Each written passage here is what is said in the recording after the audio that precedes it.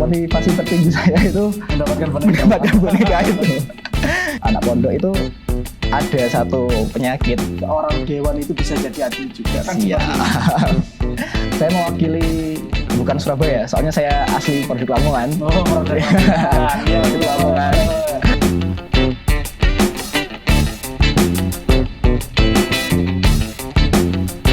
Assalamualaikum warahmatullahi wabarakatuh. Bagi para pendengar podcast Sesi Bincang di Visip UIN Sunan Ampel Surabaya. Kali ini jadi podcast perdana kita kedatangan satu narasumber yang bisa dikatakan narasumber multitalent, seorang mahasiswa berprestasi di bidang non-akademik sekalipun harus bergelut pada perkuliahan. Jadi langsung saja saya perkenalkan. Sini ada Mas Adil. Halo Mas Adil, selamat siang. Halo Mas Agus, selamat siang. Selamat datang di podcast perdana SIP ini ya. Jadi bagaimana kabarnya Mas Adil? Alhamdulillah. Gimana Mas Bagus sendiri? Alhamdulillah kabarnya, alhamdulillah sehat. Jadi kali ini kita akan mengulik bagaimana seorang Mas Adil yang harus bergelut pada buku tetapi masih bisa berprestasi di bidang non-akademik tentunya untuk para sahabat-sahabat sekalian. Lalu mau tanya nih Mas Adil, sebelum melangkah pada pertanyaan-pertanyaan yang akan datang, boleh diperkenalkan dulu nama prodinya semester berapa dan mungkin dari prestasinya apa aja sih? Ya sebelumnya perkenalkan, nama saya Muhammad Adil Saputro. Saya dari prodi Ilmu Politik semester 3. Untuk prestasi, alhamdulillah dari 1 tahun terakhir ini sudah menjuarai dari tingkat cabang sampai tingkat internasional, alhamdulillah. Sebelum adanya prestasi yang Mas Adil raih, tentunya Mas Adil punya cita-cita kan? Iya. Itu, Mas. Jadi bagaimana sih cita-cita dari Mas Adil ini dalam mencapai prestasinya itu sebetulnya apa aja ceritanya? Kalau awal-awal dulu ya Mas ya, dulu itu ya namanya masih SMA, bergelutnya ya di fokus di keatletan. Oh iya. Fokus keatletan, ya cita-cita tertinggi bisa membawa bendera merah putih di ajang internasional. Pokoknya ya itu salah satu cita-cita yang hal yang luar biasa. Tapi setelah kuliah, ada cita-cita lain selain hal tersebut. Seperti kalau saya kan dari ilmu politik ya Mas ya, dari ilmu politik. Cita-cita saya ya pengennya ya semoga ini Amin. jadi anggota dewan. Oh, gitu. Selain dari prestasi, mungkin itu jadi penunjang nantilah dari prestasi silat. Kenapa sih silat kok bisa jadi prestasi ke itu? Apabila kita bisa mengharumkan nama Indonesia kan, insya Allah bisa ada suara di situ nanti. Jadi ya mungkin dari Mas Adil bisa saja nanti. Semoga doanya disemogakan bisa Amin. jadi anggota dewan di bidang khususnya yang menangani prestasi-prestasi bangsa. Nah, mungkin ilmu-ilmu yang sudah Mas Adil pelajari, Mas Adil alami, kejadian tragedi-tragedi itu mungkin bisa disampaikan, diberikan kepada teman-teman yang memang membutuhkan motivasi untuk menjadi bagaimana sih seorang dewan itu bisa jadi atlet juga kan seperti itu. Yeah. Lanjut itu Mas Adil. Jadi pernah enggak Mas Adil itu terpuruk gara-gara ngejar cita-cita itu pernah atau tidak? Kalau itu ya pasti ada Mas. Waktu itu saya juga anak pondok. Anak pondok itu ada satu penyakit yang luar biasa. Ini milik anak pondok ini khusus ini. Kalau boleh enggak, dikasih tahu Mas? Kalau enggak, ini tuh belum namanya anak pondok katanya itu. Yeah. Ya namanya itu gudeg Mas. Gudeg ini mesti anak pondok yang itu. Nah itu tuh saya setiap hari mengkonsumsi obat. Tapi efeknya itu menjadi nafsu makan itu lebih meningkat lagi. Oh gitu. Jadinya berat badan saya yang awalnya dari 58 itu sampai naik ke 75 lebih. Dan itu ada kejuaraan setelah itu Hamin 1 bulan kalau nggak salah, 1 bulan lebih lah. Itu ada kejuaraan Al-Khozini Cup Jawa Bali. Dari pelatih saya bilang, kalau sampean pingin ikut kejuaraan ini, sampean harus turun berat badan. Kalau nggak sampean turunkan, ya otomatis sampean dicoret dari daftar list. Ya itu sebuah tantangan ya, sebuah motivasi tersendiri buat saya. Ya apa caranya saya itu bisa ikut kejuaraan tersebut. Jadi setiap hari itu latihan, pulang sekolah jam 2, jogging, berapa kilo, pokoknya balik lagi jogging, diet, makan, sampai saya nggak makan nasi selama 1 bulan, nggak makan nasi mas, pakai Quaker oats itu, jadinya itu pengganti nasi. Dan itu terus setiap minggu kan ada TC-an itu di cabang. Kalau ke TC itu wajib berat badan harus turun, kalau nggak 2 kilo nggak boleh, pasti nanti di sana dapat teguran. Dan itu saya siang hari tengah bolong itu pokoknya siang hari pakai jaket, pakai apa, pakai sauna, jogging di lapangan, dilihati anak-anak lain itu rasanya tuh malu banget pertama itu. Ya Rek, sampai mereka itu berpikir, oh gak jelas Rek itu. Jogging siang-siang ini gak jelas itu. Kayak apa jogging-jogging? Mungkin gitulah bahasanya. Terus ya sampai banyak sekali dari teman-teman, wes gak iso lanjut, bobotmu segini. Sampai ya mau down lah ya, bukan mau lagi, sudah down. Organisasi sudah amburadul, terus badan sudah gimana ya. Pokoknya itu salah satu motivasi tersendiri saya bisa bangkit dari itu. Pokoknya motivasi tertinggi itu dari pelatih saya. Pelatih saya bilang, bisa. Jangan sampai sampean itu dengar omongan orang ini enggak terlalu penting buat sampean. Lek sampean pengen kejar, pasti bisa. Dan alhamdulillah pada kejuaraan di Al-Qazini Jawa Bali itu, alhamdulillah dengan kerja keras tadi ya mas ya, sampai malu-malu ya gak duwe isin apa-apa lah. Terus dihantam kabeh, alhamdulillah juara 2 waktu itu. Untuk motivasi yang luar biasa, tapi itu yang sangat berkesan dalam hidup saya untuk meningkatkan itu mas. Berarti Mas Abdul ini termasuk orang-orang yang memang mengikuti apa kata instruksi pelatih, karena menganggap bahwasanya sebetulnya kita berguru itu bukan mendapatkan ilmu tapi mendapatkan barokahnya. Iya benar, betul. Ya.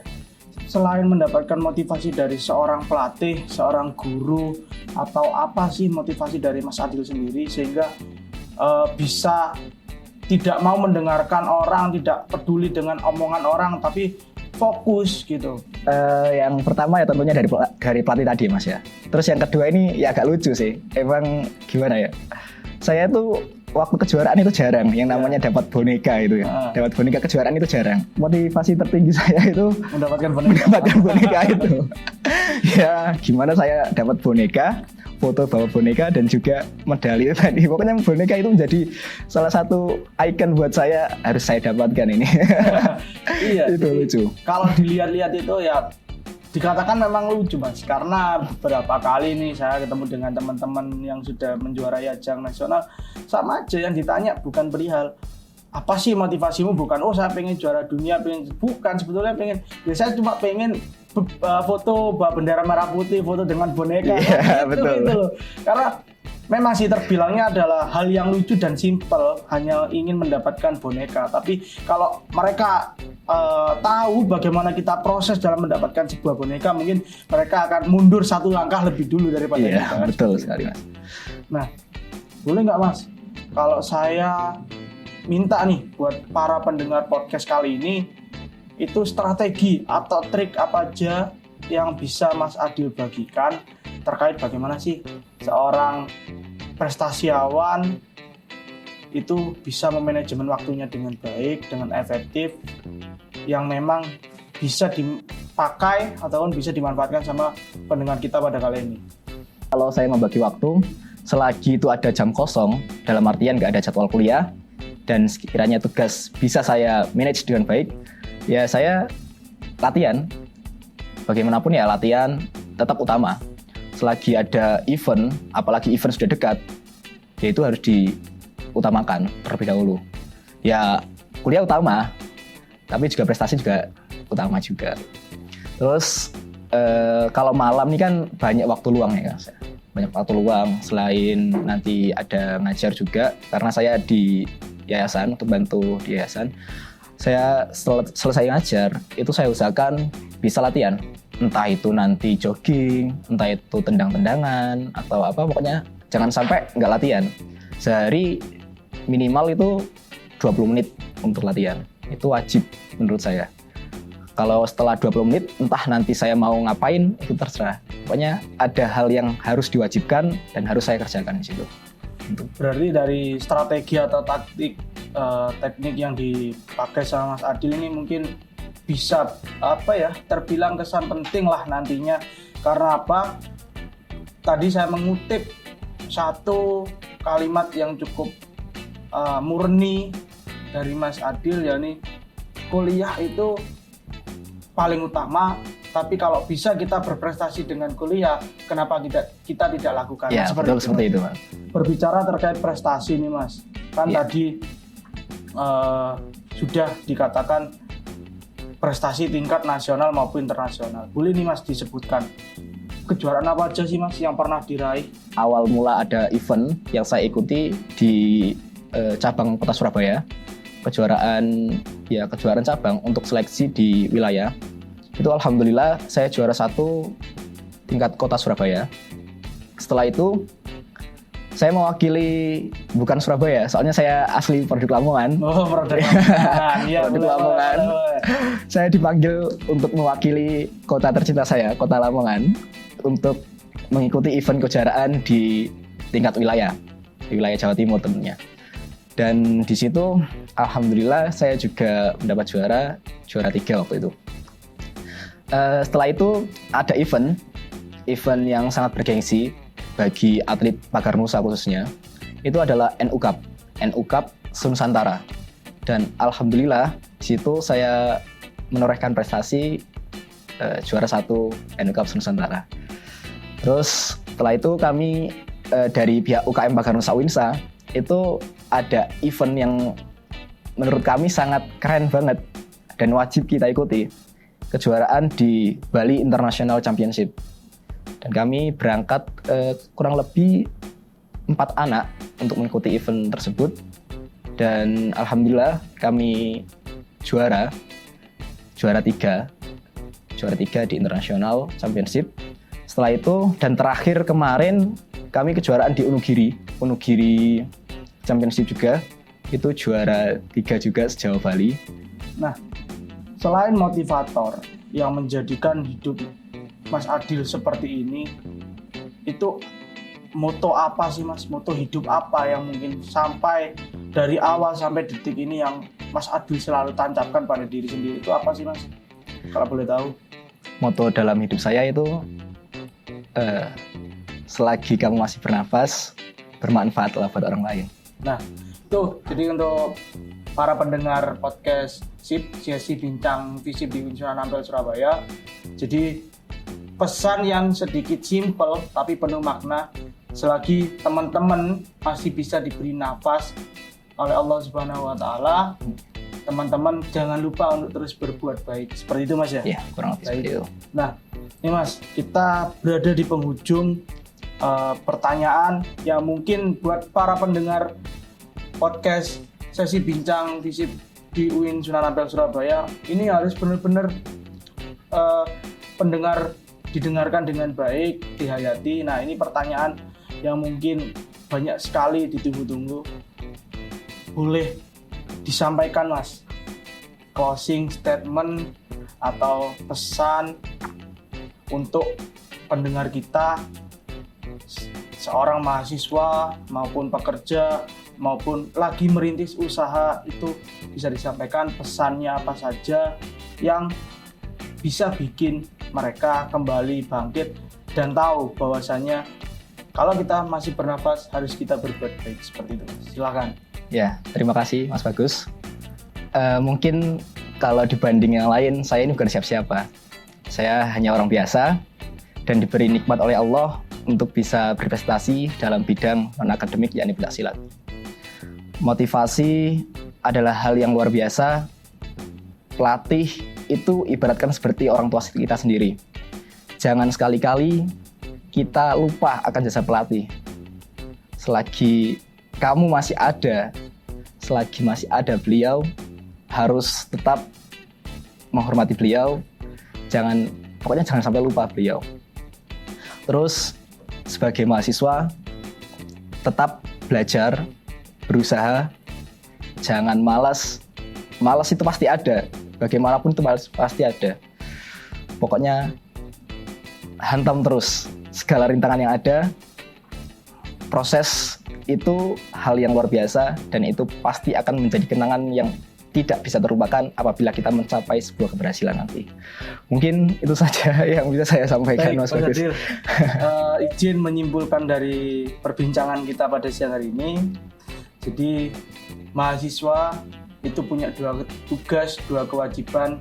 Selain menjadi mahasiswa yang harus berprestasi di bidang akademik, harus jadi mahasiswa yang berprestasi dalam bidang non-akademik. Satu kutipan yang paling penting untuk para pendengar sekalian, yakni selagi kita diberi nafas, maka hendaklah kita berbuat baik. Dan kewajiban kita seorang mahasiswa itu belajar, tapi jangan lupa untuk kita meningkatkan prestasi di bidang yang lainnya. Rasa bosan, rasa malas itu tentu masih ada, tapi rasa bosan, rasa malas bukan berarti itu kita harus meninggalkan hal itu, tetapi kalau bisa kita mencari hal baru untuk menciptakan situasi, menciptakan suasana, menciptakan rasa yang baru sehingga kita dapat meraih cita-cita dengan mudah, meraih cita-cita dengan garis yang sudah ditentukan oleh Allah Subhanahu wa taala. Semua orang punya mimpi masing-masing, semua orang mempunyai cita-cita yang indah, tapi ingat tidak semua orang mempunyai jalan yang lurus, tetapi ketika kita istiqomah, Allah pasti memberikan jalan yang terbaik untuk kita. Jadi saya Bagus Ramadan dan juga saya Muhammad Adil Saputro izin undur diri dari podcast ini. Tidak lupa saya sampaikan pesan-pesan tadi dan untuk para pendengar semoga bermanfaat. Jalan-jalan ke Surabaya, tidak lupa membeli makanan. Demikian podcast SIP Sesi Bincang Visip di UIN Sunan Ampel Surabaya. Jika ada salah kata mohon dimaafkan. Wabillahi taufiq wal hidayah. Wassalamualaikum warahmatullahi wabarakatuh. Waalaikumsalam warahmatullahi wabarakatuh. Terima kasih. Terima kasih juga Mas Bagus.